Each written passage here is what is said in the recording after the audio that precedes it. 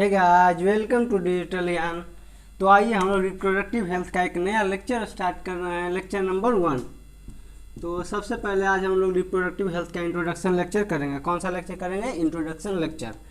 तो सबसे पहले रिप्रोडक्टिव हेल्थ का मतलब क्या होता है कि कोई भी ऐसा एनिमल हो या फिर ह्यूमन बीइंग हो जिसका क्या होगा, ऑर्गन जो होना चाहिए, रिप्रोडक्टिव ऑर्गन जो होना चाहिए, जिसका फंक्शन क्या नॉर्मल होना चाहिए। उसका फंक्शन कैसा होना चाहिए? नॉर्मल होना चाहिए। उसके बाद आइए, अकॉर्डिंग टू हु, WHO मीन्स जो सबसे बड़ा ऑर्गेनाइजेशन है हेल्थ का, वर्ल्ड हेल्थ ऑर्गेनाइजेशन। WHO का full form world health organisation. वो रिप्रोडक्टिव हेल्थ कब घोषित करता है, कब कहता है कि रिप्रोडक्टिव, ये पर्सन रिप्रोडक्टिव हेल्दी है? तो जो उनका जो total wellbeing in all aspect सुसंपन्न होना चाहिए, किस चीज़ में? रिप्रोडक्शन में। जिसका मतलब हम लोग कर सकते हैं कि रिप्रोडक्टिव ऑर्गन क्या होना चाहिए? नॉर्मल फंक्शन होना चाहिए। तो वो किस किस चीज़ में होना चाहिए? सबसे पहले फिजिकली होना चाहिए, इमोशनली होना चाहिए, बिहेवियरल मतलब बिहेवियर से होना चाहिए, और सोशल भी होना चाहिए। उसके बाद ये तो था कि रिप्रोडक्टिव हेल्थ का डिफिनीशन। उसके बाद हेल्दी सोसाइटी में क्या क्या ज़रूरतें हैं, what is the need of healthy society. तो हेल्दी सोसाइटी की क्या क्या ज़रूरतें हैं? तो सबसे पहला पॉइंट गाइस, ये मैं लिख इसलिए देता हूँ ताकि हमारा टाइम बचे, बिकॉज ये बायो है, इसमें लेक्चर है, तो इसमें मीन्स सामने में लिखना और करना, अगर जहाँ पे ड्रॉ करना होगा वहाँ पे हम लोग कर लेंगे, लेकिन ऐसे टाइम का कंज्यूम कम करना होगा। तो सबसे पहले waiter awareness about sex related matter, मतलब जो सेक्स रिलेटेड मैटर है, सेक्स से जुड़ी बातें हैं, उसमें क्या होना चाहिए? लोगों को अच्छी समझ होना चाहिए। लेकिन आजकल के टाइम में लोगों क्या होता है, मतलब आजकल तो होता है कि मतलब सेक्स के रिलेटेड बात कहीं भी कर लेते हैं नॉर्मली, लेकिन अब भी बहुत सारे लोग समाज में हैं जो कि नहीं कर पाते हैं। तो उन सारे को ये बताना चाहिए कि अगर जो आपको सेक्स रिलेटेड कोई भी चीज़ समस्या है, कोई भी प्रॉब्लम है, तो आप सबसे पहले जाकर डॉक्टर से मिले या जो इसके जानकार हैं उनसे मिले। ये ना कि अगर जो आपको कोई भी सेक्स रिलेटेड प्रॉब्लम है तो आप उसको अपने में छिपा के रख लें। दूसरा, increase number of medical assisted delivery, मतलब जो बेबी जो आता है, जो बेबी डिलीवर होता है, वो मेडिकल असिस्टेड होना चाहिए। नहीं होता नहीं कि तो होता मीन्स बहुत सारे कारण से अलग ऑपरेशन चीर फाड़ ये सब नहीं, नॉर्मल डिलीवरी होना चाहिए। और क्या है? मैटरनल और इन्फेंट मोर्टेलिटी, जैसे क्या होता है जब डिलीवरी का टाइम होता है तो कहीं बच्चे मर जाते हैं तो कहीं माँ मर जाती है। तो इस रेट को कम करना होगा। क्या करना होगा? इस रेट को कम करना होगा।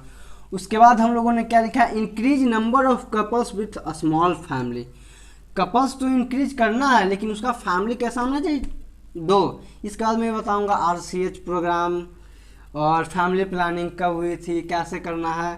तो स्मॉल फैमिली होना चाहिए, नहीं कि वो जो शादी कर लिए और बहुत सारे बच्चे पैदा कर दिए, तो उससे क्या होगा? पॉपुलेशन ग्रोथ बहुत ज़्यादा हो जाएगा, जिससे क्या हम ही लोग को लॉस होगा। तो कपल का नंबर तो इंक्रीज होना चाहिए, लेकिन उसका फैमिली कैसा होना चाहिए? स्मॉल फैमिली होना चाहिए। उसके बाद हम लोगों ने क्या लिखा है? Waiter detection and cure of STD, sexual transmitted disease, sexual transmitted disease. तो गाइज मतलब कि जो सेक्सुअल ट्रांसमिटेड डिजीज होता है उसका अच्छे से पहचान करना और उसका इलाज करना। तो होता है ना हम लोग में, मतलब जैसे कि कोई भी हम लोग का रिप्रोडक्टिव ऑर्गन होता है, उसमें कोई भी जो क्या कह सकते हैं इन्फेक्शंस वगैरह हो गया, तो अगर जो हो गया तो आप सबसे पहले जाके आप डॉक्टर से मिलिए। ये नहीं कि मीन्स खुद के डॉक्टर के पास जाएंगे तो क्या कहेगा, कैसे कहेगा, सर आएगा, ये आएगा, वो। तो ये सब यही तो हम लोग को क्या है, सबसे पहला वेटर सेक्स रिलेटेड बातों पे सबसे पहले अच्छी समझ होना चाहिए। तो उस तरह से अगर जो हम करते हैं तो हम लोग जो ठीक होना होगा तो ठीक भी हो जाएंगे, ज़्यादा होता है तो क्रूशियल हो जाता है। उसके बाद लास्टली हम लोग क्या कर रहे हैं कि मेडिकल फैसिलिटी जो होता है, सेक्स रिलेटेड मेडिकल फैसिलिटी या मेडिकल प्रॉब्लम है, उसको बढ़ाना चाहिए। तो ये सब पॉइंट था कि हेल्दी सोसाइटी के लिए क्या क्या ज़रूरत है। अब हम लोग सेक्स रिलेटेड अवेयरनेस को कैसे, सेक्स रिलेटेड मैटर को कैसे अवेयर कर सकते हैं, कैसे लोगों को जागरूक कर सकते हैं, हम उस पर बात करेंगे। तो गाइस आइए हम लोग अवेयरनेस ऑफ रिप्रोडक्टिव हेल्थ को कैसे कम कर सकते हैं, मतलब सुधार सकते हैं थोड़ा सा, उसमें क्या कर सकते हैं। जैसे जो रिप्रोडक्टिव हेल्थ जो है अच्छे तरीके से अवेयर नहीं है तो उसको हम लोग थोड़ा सा बढ़ावा दे सकते हैं। तो सबसे पहले फैमिली प्लानिंग पे आते हैं। तो फैमिली प्लानिंग जो था गवर्नमेंट के द्वारा ये चलाया गया एक अभियान था, कब था 1951 में। तो फैमिली प्लानिंग के अंतर्गत जनरली होता क्या है कि हम दो हमारे दो, हम दो हमारे दो, हम दो हमारे दो, मतलब अगर जो पेरेंट्स मतलब मेल और फीमेल मिलते हैं तो एक कपल बनते हैं और उनके बच्चे भी दोनों चाहिए। RCH प्रोग्राम 1997 में स्टार्ट किया गया था। रिप्रोडक्टिव, इसका कभी कभी ये क्या बोलते हैं, ये फुल फॉर्म आता है reproductive and child health care. इसके बाद आइए हम लोग क्या करना चाहिए कि हम लोग को रिप्रोडक्टिव हेल्दी सोसाइटी बनाए रखने के लिए उसके लिए फैसिलिटी प्रोवाइड करना चाहिए और उसको सपोर्ट करना चाहिए कि हमारा जो सोसाइटी है रिप्रोडक्टिवली हेल्दी होना चाहिए। और क्या होता है, और कैसे कर सकते हैं, तो स्कूल्स वगैरह में होते हैं ना, जो 9th 10th के एडोलेसेंस के बच्चे होते हैं उनको बहुत क्या करते हैं, गलत लत लग जाता है, वो रॉन्ग वे में चले जाते हैं और मास्टरबेशन वगैरह स्टार्ट कर देते हैं। तो उनको रिप्रोडक्टिव हेल्थ का जो भी नॉलेज है एक टीचर को उनको पूरी अच्छी तरीके से देना चाहिए। चाहे पेरेंट्स भी उन लोगों को समझा सकते हैं या दे सकते हैं, लेकिन अगर जो वही सब को अगर जो नॉलेज प्रॉपर नहीं मिल पाता है तो वो सब ये क्या बोलते हैं मास्टरबेशन प्रोसेस मास्टरबेट करते हैं और आगे जाके उनको दिक्कत होता है और वो रिप्रोडक्टिव जो डिजीज होता है वो सब होने के चांसेस बढ़ते हैं।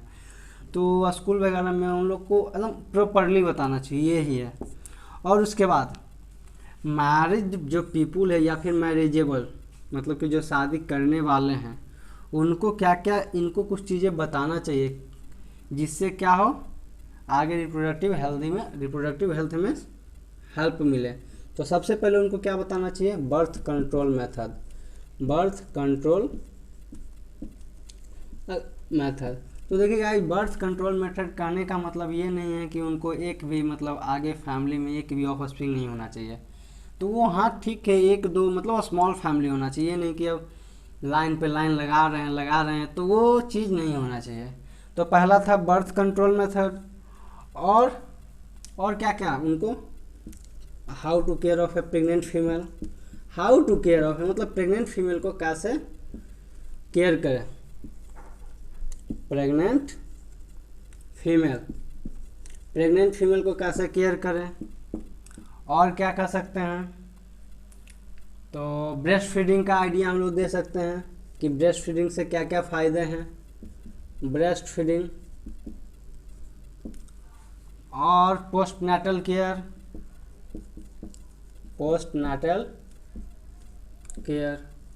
मतलब ये सब जो हैं जो रिप्रोडक्टिव हेल्थ एक जो कपल हैं उनको ये सब जानकारी देनी चाहिए। तो आइए इसके बाद और हम आगे बढ़ते हैं। तो गाइस आइए हम लोग आगे बढ़ते हैं अवेयरनेस ऑफ रिप्रोडक्टिव हेल्थ में।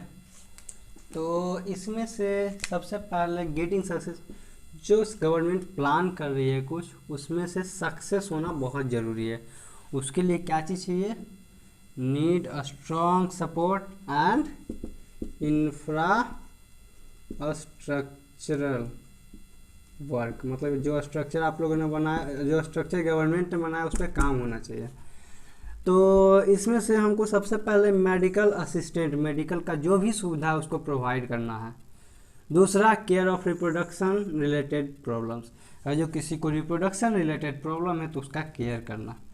और नेक्स्ट प्रेगनेंसी बहुत ज़रूरी है। डिलीवरी के टाइम होता है ना ऑपरेशन वगैरह, आजकल के डॉक्टर लोग पैसे के चक्कर में ऑपरेशन वगैरह भी कर देते हैं, तो ये नहीं होना चाहिए, उनका प्रॉपर केयर होना चाहिए। सेक्सुअल ट्रांसमिटेड डिजीज, अबॉर्शन, अब अबॉर्शन भी ज़रूरी है, एक तरह से कहिए तो ये अच्छी चीज़ भी है और ख़राब चीज़ है। ये मीन्स ये मैं आगे बताऊंगा, ये लीगल और इलीगल है, कहाँ पे लीगल है कहाँ पे इलीगल है, और कौन सा एबॉर्शन से आपके लिए फ़ायदा करेगा और कौन सा आपको घाटा करेगा। उसके बाद कॉन्ट्रासेप्शंस मीन्स प्रिकॉशंस, इसको और क्या कहते हैं, प्रिकॉशंस। मैं इन सब के नाम बताऊंगा, कौन कौन प्रिकॉशंस, कौन कौन मीन्स अच्छे हैं। जो कंपनी मेंस्ट्रुअल प्रॉब्लम हो, किसको मेंस्ट्रुअल प्रॉब्लम है तो उसका केयर करना। इनफर्टिलिटी, जो इनफर्टिलिटी का केयर करना मीन्स इनफर्टिलिटी कह सकते हैं ना, जो एक को फर्टाइल नहीं कर सकती है वुमेन, या फिर जो बेबी ऑफ स्प्रिंग प्रोड्यूस नहीं कर सकती है। ये तो था आपको सक्सेस गेटिंग प्लान। उसके बाद एक और आता है एमनियोसिंथेसिस। एमनियोसिंथेसिस, तो एमनियोसिंथेसिस जो होता है ये एक ऐसा टेक्निक है जो कि क्रोमोजोमल पैटर्न पे बेस्ड होता है। क्या, बेस्ड ऑन क्रोमोजोमल पैटर्न। तो इसमें होता है क्या, जो सैंपल होता है उससे एमनियोटिक फ्लूइड को लिया जाता है और क्या किया जाता है, और वो लिया कहाँ जाता है, फीमेल बॉडी से एमनियोटिक फ्लूइड को, और उससे जो एम्ब्रायो का डेवलपमेंट है उससे पता चलता है। तो ये तो अच्छी बात है कि एम्ब्रायो अच्छे से डेवलप कर रहा है कि नहीं कर रहा है। तो ये अगर इस और उससे अगर जो पता चलेगा कि ये अच्छे से नहीं ग्रो कर रहा है तो क्या एबनॉर्मलिटी है, उसके हिसाब से हम लोग मेडिसिन वगैरह भी दे सकते हैं, उसका इलाज कर सकते हैं, ट्रीटमेंट कर सकते हैं। और क्या, फीटस का डिसऑर्डर को भी करता है। लेकिन यहाँ पे इसका एक बोन कर सकते हैं, श्राप, कि ये क्या करता है, फीमेल फिटोसाइड करवाता है। सेक्स क्या करते हैं ना लोग, इससे मतलब सेक्स का पता चलता है, सेक्स डिटर्मिनेशन, सेक्स डिटर्मिनेशन। तो सेक्स डिटर्मिनेशन करवा के क्या करता है, लोग इस सेक्स डिटर्मिनेशन में भी हेल्प यूज करते हैं। तो होता क्या है, जैसे कि कोई भी मतलब कपल या फिर जो गांव के लोग होते हैं वो क्या करते हैं, सेक्स डिटरमाइन करवा देते हैं, उसको अवॉर्ड करवा देते हैं, अवॉर्शन करवा देते हैं। उससे होता क्या है, अगर जो कब करवाते हैं, in the case of female child, तो लोगों का मानना है कि मतलब फीमेल चाइल्ड है तो उसको अवॉर्ड करा दो, वो कोई काम की नहीं है। बट आज की डेट में, in the day of today time क्या होता है कि फीमेल जो है, मतलब कि जो फीमेल ऑफ स्प्रिंग है वो मेल ऑफ स्प्रिंग से बहुत आगे निकल गई किसी भी क्षेत्र में, चाहे वो टीचिंग का क्षेत्र हो, एक्टिंग का क्षेत्र हो, या किसी भी। तो ये गलत चीज़ है। यहाँ पे इसका सेक्स डिटर्मिनेशन का ये जो लोग गलत करते हैं, और पता नहीं डॉक्टर लोग भी कैसे होते हैं जिनको सपोर्ट करते हैं, तो ये सब नहीं होना चाहिए। तो ये था हम लोग का रिप्रोडक्टिव हेल्थ का एक इंट्रोडक्शन लेक्चर। तो अगर जो लेक्चर पसंद आए तो आगे शेयर करें, सब्सक्राइब करें, लाइक करें, और ओके, थैंक यू।